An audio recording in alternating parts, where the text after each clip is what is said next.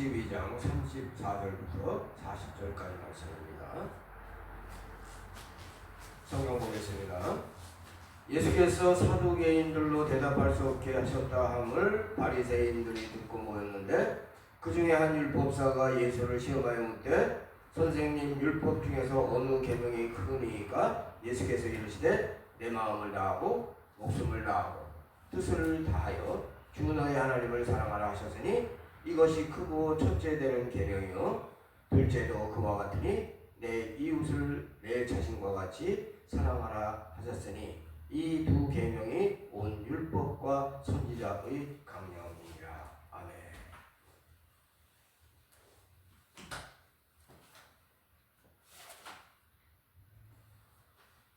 우리가 예수 그리스도를 처음 믿는 이유는 왜 그렇습니까? 대부분이 왜 예수 그리스도를 믿냐면 우리를 구원해 주시기 때문에 그래서 믿는 거예요. 우리의 모든 죄를 예수님께서 다 안으시고 죽으신 것을 믿는 거예요. 십자가에서 죽으실 때 그냥 죽으신 게 아니라 우리의 모든 죄를 다 안고 가셨다. 우리의 모든 죄를 예수 그리스도께서 안고 가시기 때문에 감사하고 그래서 예배드리는 거예요. 죄사함에 대한 감사가 없이 예배드리는 것은 이거 올바른 예배도 아니고 진정한 예배도 아니다. 예배에서 제일 중요한 건 뭐냐? 감사야. 하나님께 대한 감사가 있으면 그건 진정한 예배다. 온전한 예배를 계속 드리다 보면 어느덧 주님을 사랑하는 마음이 내 마음속을 채우고 있는 것을 우리는 알고 있어요. 주님을 진심으로 사랑하게 되면 나타나는 현상이 뭐냐? 자연스럽게 나타나는 현상이 뭐냐? 기쁨이 솟아나는 거예요. 주님을 사랑하면 내가 기뻐요.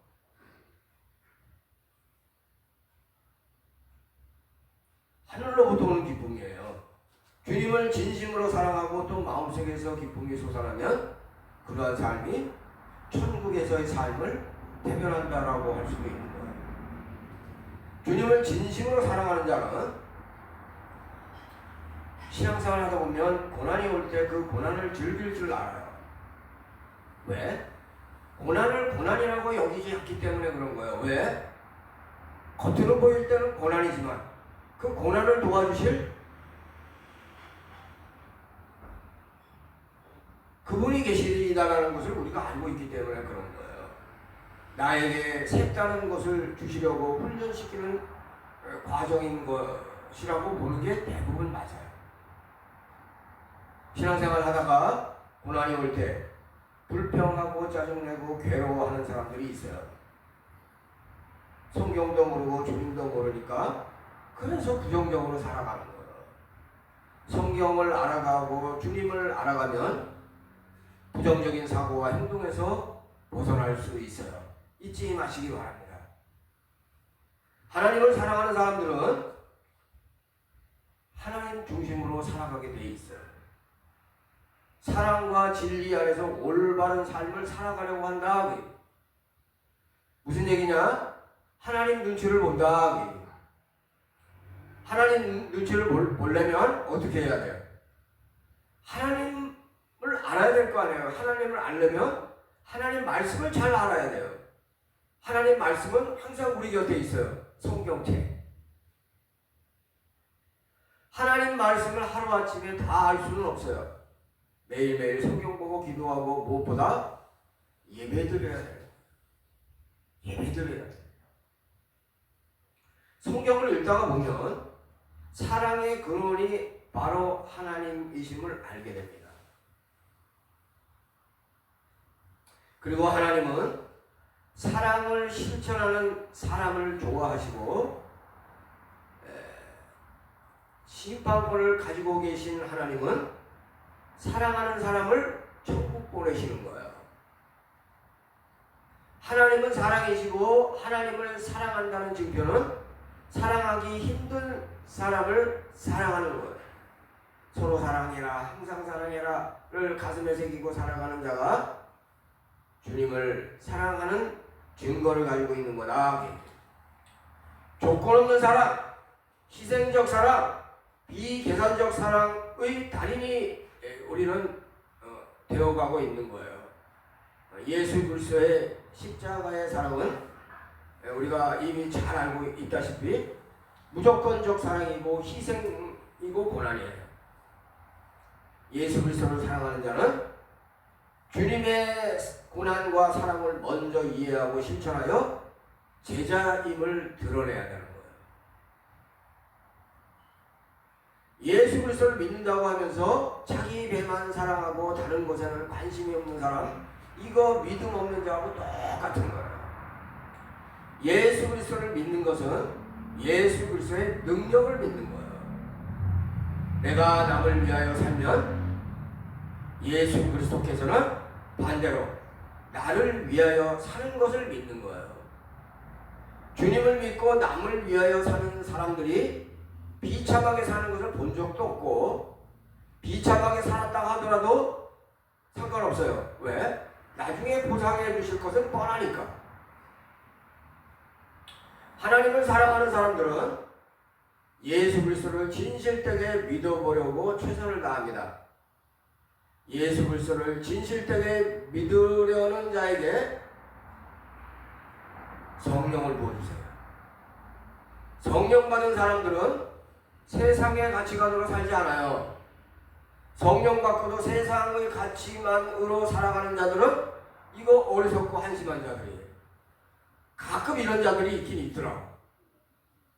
즉 세상 것과 하나님의 것을 구분할 줄 모른다는 거예요.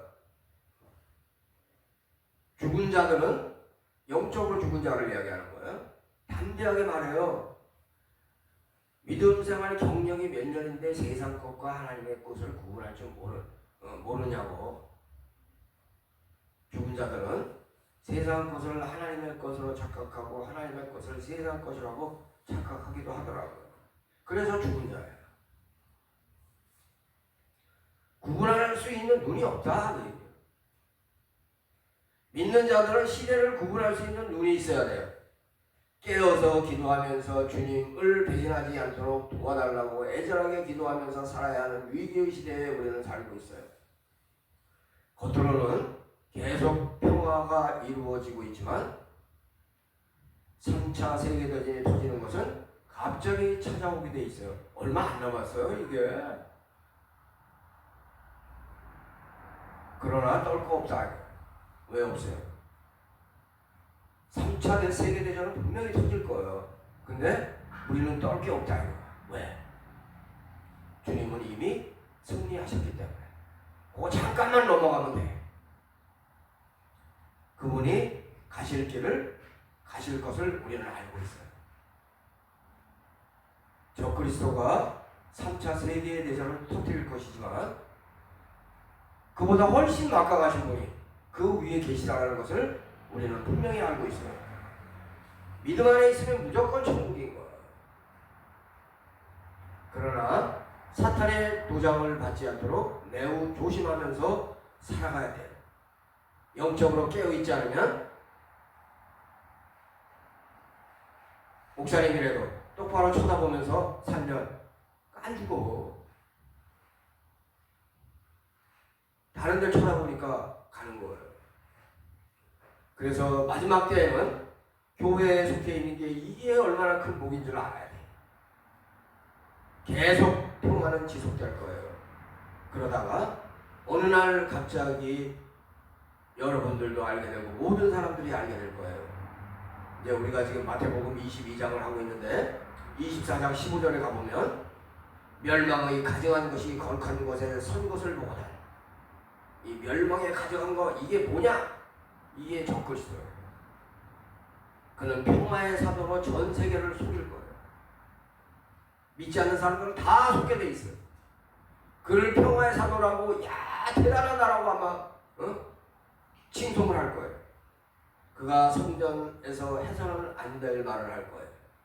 이런 마지막 때를 사는 이때 계시록을 풀어줘야 돼. 계시록도 안 풀어주고 있는 목사님들 이거 직무유기하는 거예요. 왜? 왜 안 풀어주는 줄 알아요? 계시록을 풀려고 해도 안 풀려요. 목사도 안 풀린다니까. 안 풀리면 어떻게 해야 돼요? 기도하면 돼요. 목사들이 기도하지 않는 것인지 배만 따뜻하면 되는 것인지 나는 그 이유를 모르겠어요. 지금 시대를 볼 줄 알아야 되는 거예요. 지금 상황이 어떻게 세계가 급박하게 돌아가고 있는 것을 볼 수 있어야 돼. 왜 안 보이나 봐. 하나님보다 크신 존재는 없어요. 너희 안에 계시니가 세상에 있는 자보다 크다라고 하는 말씀을 우리는 알고 있어요. 주님이 오시기 전에 멸망에 가증한 것이 먼저 와요. 멸망에 가증한 것은 평화의 사도로 온다. 전도와 영생, 믿음과 구원을 위하여 힘쓰는 자들이 우리는 되어야 돼. 이 마지막 때를 막 그냥 살면 안 된다. 주님께서는 전도하는 것을 좋아해. 그런데 전도는 만만치가 않아요. 그러면 우리는 힘들더라도 그래도 전도해야 된다. 요즘은 전도가 더욱 힘들어요. 그럼 어떻게 해야 돼요?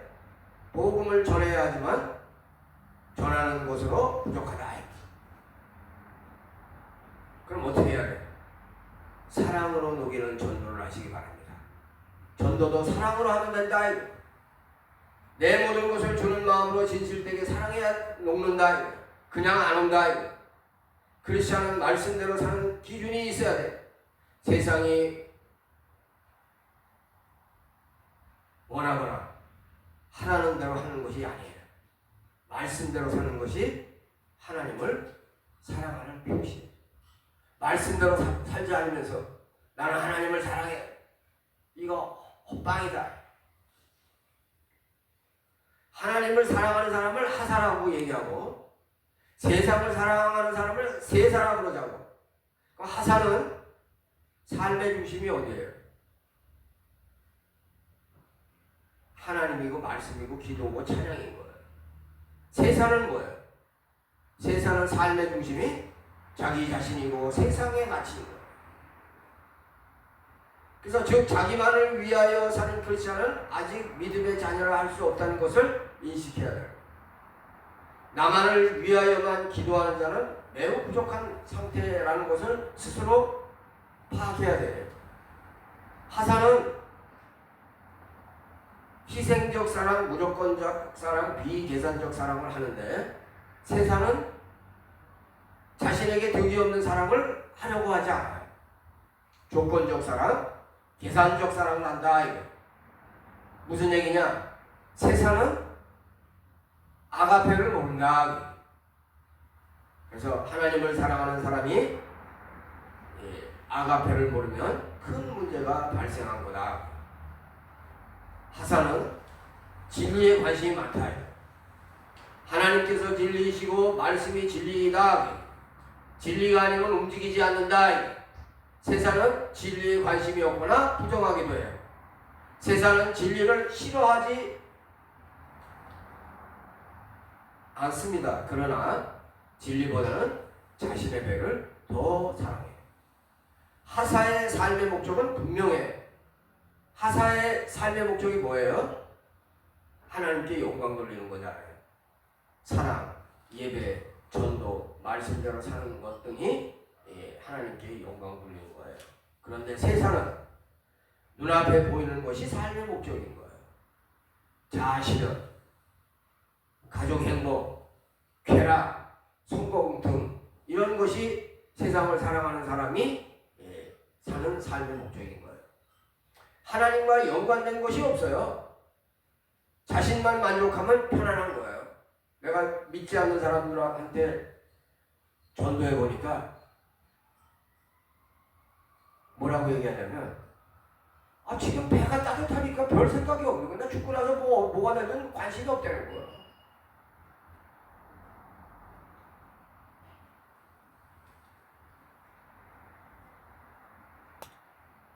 무엇이 큰 것인지를 전혀 모르고 사는 거야. 배만 따뜻하면 그냥 행복한 거야.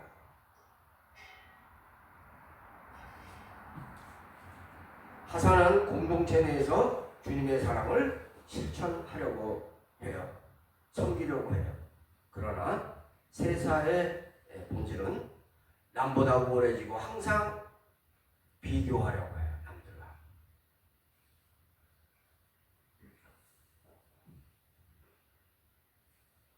하나님을 사랑한 사람에 대해서 한번 우리가 생각해 보자고요. 하나님을 사랑한 사람, 여러 사람, 셀 수도 없이 많은 사람들이 있지만 그 중에 우리가 잘 알고 있는 사도 요한은 힘들 때에도, 죽음의 위기가 올 때에도, 괴로울 때에도 주님을 변함없이 사랑했어요. 그래서 그는 얻은 것이 뭔가요? 사도 요한이 그렇게 해서 얻은 게 뭐예요? 그는 진정한 행복을 얻은 거예요. 사도 요한은 주님을 사랑해서 행복했어요. 죽음의 위기를 넘어서면서도 주님을 여전히 사랑하고 있을 때 사도 요한은 주님께서 인정하시는 것을 느꼈어요. 주님이 나를 사랑하시는 그거를 주님을 사랑하던 사도 요한이 느꼈다. 그는 주님을 사랑하면서 많은 기적을 보았어요. 그리고 그는 주님께서 주신 사명을 끝까지 성실하게 지켜나갔다는 것을 우리는 이미 잘 알고 있어요. 그 과정이 그를 행복하게 한 거예요. 그는 주님을 사랑하면서 너무 행복해 했어요. 여러분들도 주님을 사랑하면서 행복해하는 삶을 살았으면 좋겠습니다. 그 사도 요한과 항상 같이 다녔던 사도 베드로는 어땠나요? 사도 베드로는 열정의 사람이었어요. 베드로보다 주님을 더 사랑한다고 말할 수 있는 제자가 있었나요? 그는 뜨겁게, 아주 뜨겁게 주님을 사랑했어요. 나보다 더 주님을 사랑할 제자는 없다고 생각했고 그렇게 살았어요. 그러나 주님이 매우 초라해졌을 때 어쩌다 보니 위기에서 벗어나려고 주님을 3번이나 부인을 했어요. 그리고 나서 그는 매우 통곡했어요. 왜 통곡했을까요? 주님을 사랑하니까 통곡하는 거예요.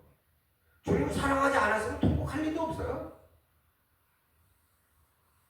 닭이 울 때마다 눈물을 흘린 베드로는 주님을 끝까지 사랑했던 것만은 사실이에요. 그러나 그 사건 때문에 인생에 흠을 남겼다.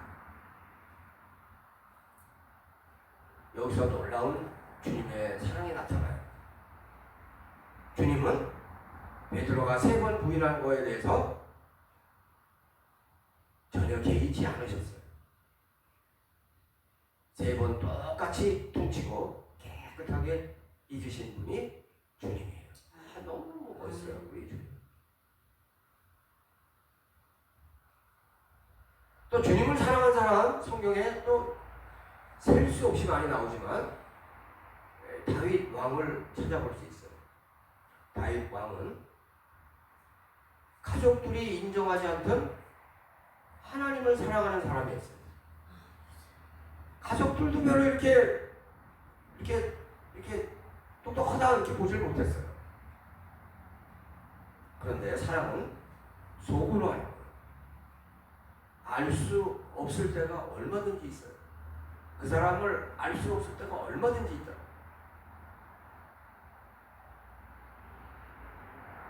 어려운 때가 오니까 그렇게 열정적으로 사랑하던 사도 베드로는 주님을 부인하고, 아닐 것 같았던 사도 요한은 묵묵하게 끝까지 가요. 어려움이 와야 알아.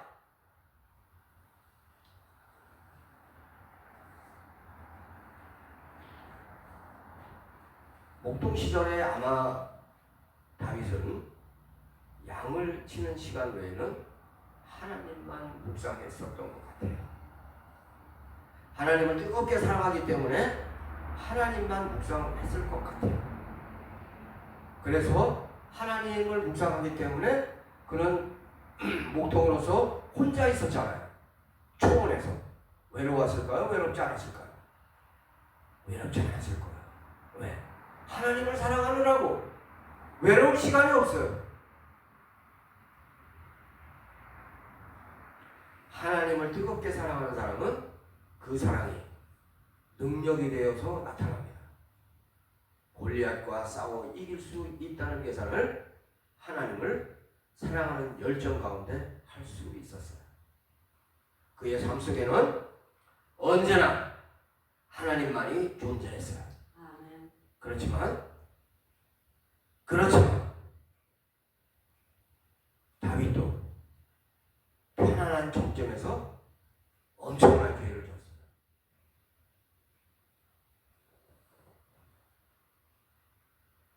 믿음의 사람이 어찌 그런 행동을 했는가 이해하기 힘든 내용이에요. 그러나 그 후에 그는 언제나 하나님을 잊지 않고 살았어요. 하나님을 잊을 때 죄가 따라오는 거예요. 조심스럽게 신앙생활할 수 있기를 바랍니다.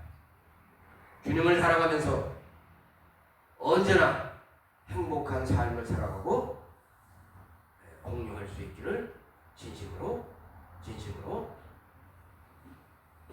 바랍니다. 오늘은 오늘은 주차장인데